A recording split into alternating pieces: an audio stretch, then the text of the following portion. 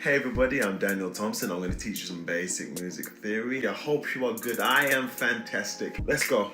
So, we already established that on the piano we have C, D, E, F, G, A, B. Cats, dogs, eating, flowers, granny, auntie, and bushes. But what we did not discuss is the black notes, but we did discuss it in the chromatic scale. Every one of these black notes has two names. The black note is either going to relate to the C before it or the D after it.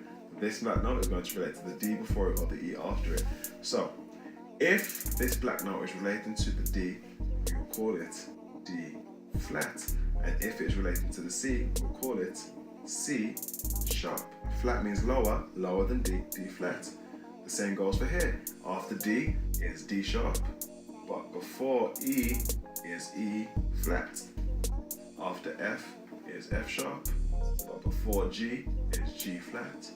After G is G sharp, so before A is A flat. After A is A sharp, and before B is B flat.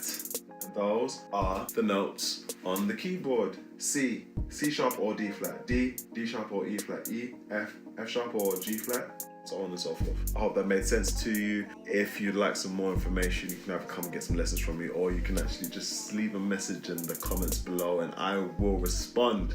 Or you can head over to my website, www.kyndaLearning.co.uk. I'll see you there. Take care.